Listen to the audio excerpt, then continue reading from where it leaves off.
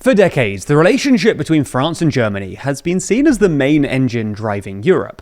In fact, French President Charles de Gaulle described Germany as Europe's horse and France as its jockey.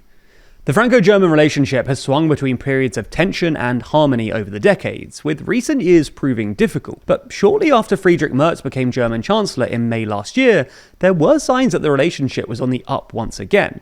However, a series of disagreements between Merz and French President Emmanuel Macron on issues from Trump to trade deals has seemingly left Merz looking away from Macron and getting closer with Italy's Prime Minister Giorgia Meloni.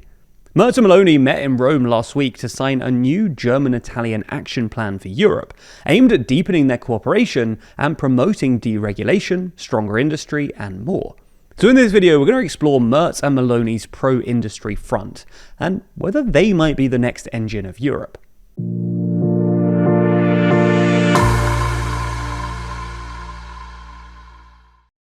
A good starting point here is a quick recap of why the Franco-German relationship has soured recently.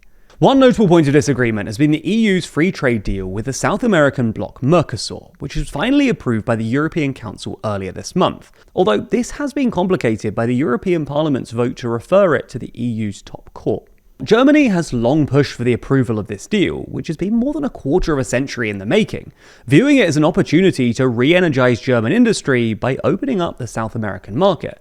France's Macron, meanwhile, has been instrumental in stalling the deal for years, primarily viewing it as a threat to French agriculture.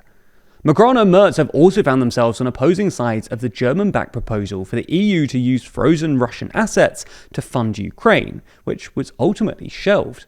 Industrial rivalries between France and Germany have also left a joint fighter jet program, launched in 2017, in an unresolved deadlock.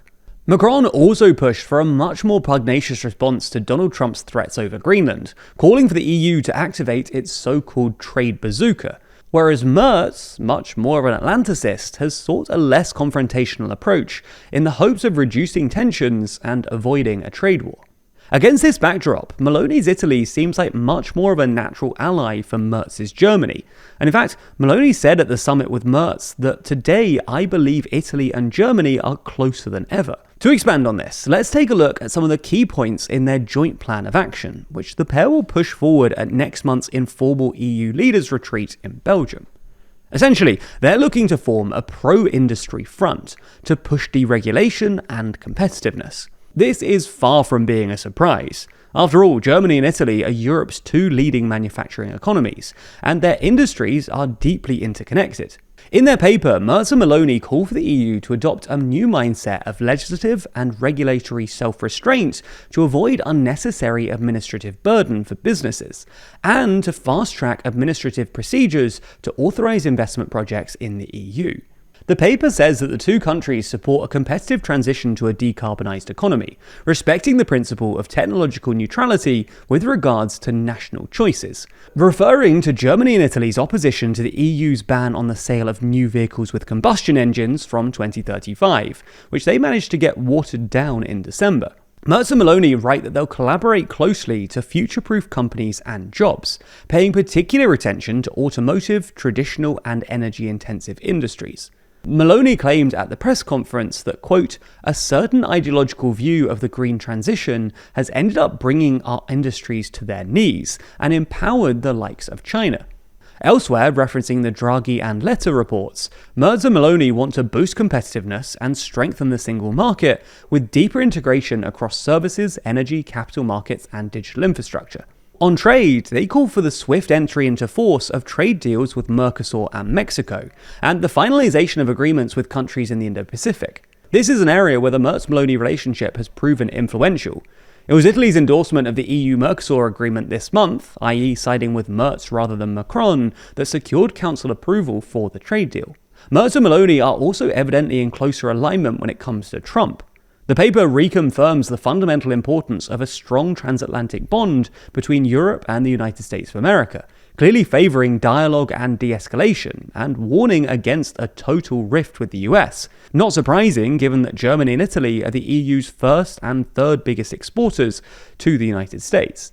Although they do give a nod towards Greenland by committing to upholding international law, including the principles of territorial integrity and sovereignty. Merz and Meloni also agreed to upgrade and enhance Italian-German defense and security cooperation, as well as pledging cooperation on critical mineral supply chains, energy, and managing migration flows, which Meloni said was one of the crucial challenges for our continent, and one where there is full alignment with the German Chancellor. These developments have spawned plenty of pieces, including this video on whether an Italian-German axis is replacing the Franco-German one, and whether Rome is the new Paris. When asked by a journalist whether Merz was replacing Macron with Meloni, both Merz and Meloni laughed it off and tried to make clear that this wasn't about ditching or replacing anyone. But it is clear that Meloni is becoming an increasingly important figure for Merz, and indeed vice versa. They have the potential to, as Politico put it, become the EU's newest power couple, reinforcing the already growing cooperation in the European Parliament between Meloni's European Conservatives and Reformist group and the European People's Party, from which Merz hails. It's also worth reflecting on what is a pretty profound shift, about which Giorgia wrote for the ECFR, that after decades of Italy being considered a naughty pupil in Europe, now under Meloni and Merz, Italy and Germany increasingly engage eye to eye, not as debtor and creditor, but as two industrial powers confronting similar challenges. As a quick aside, we discuss Italy's evolving position within the EU in more depth in the latest episode of our podcast, The World Leader Leaderboard, while also ranking how other world leaders have performed this week. There's a link to that in the description and the comments if you'd like to take a look. Anyway, given what's going on in France, you can see why Merz is refocusing his attention on Germany's relationship with Italy over France. France's political instability has left it gridlocked, leaving Macron, who will be out of office next year, with little room for manoeuvre. Italy, on the other hand, is enjoying a period of relative stability, and Meloni looks likely to feature on the European scene for some time to come, given her party's solid polling ahead of next year's Italian election. A Meloni-Merz partnership could therefore be pretty influential in Europe, especially given Germany's credibility in Northern Europe and Italy's political capital in Southern and Central Europe. So, while we should not write off the importance of the Franco-German relationship, it is possible that we're witnessing the engine of Europe shifting south, although the real test will be how successfully Meloni and Merz can push their shared agenda in the EU. Now, if you stuck around this long, chances are you're passionate about learning and bettering yourself through knowledge, just like us. You're obviously a thinker, and Brilliant is the perfect learning platform to unlock your full potential. That's because Brilliant pushes you to excel in maths and computer science with visual interactive problem solving and personalized experience. Their website and app is designed to be highly effective, offering the perfect mix of interactive problems, motivating challenges, and encouragement to keep you moving forward. Here you can build genuine understanding and reach serious learning goals. On Brilliant, you'll click with concepts you used to struggle with. Their ever-expanding library covers everything from timeless topics in maths and science to cutting-edge concepts in AI, quantum, and beyond. Wherever you are on your learning journey, Brilliant will start you at the perfect level to grow and achieve your goals at your own pace, with each course being crafted by an award-winning team of teachers, researchers, and professors from MIT, Harvard, Stanford, Caltech, Google, and more.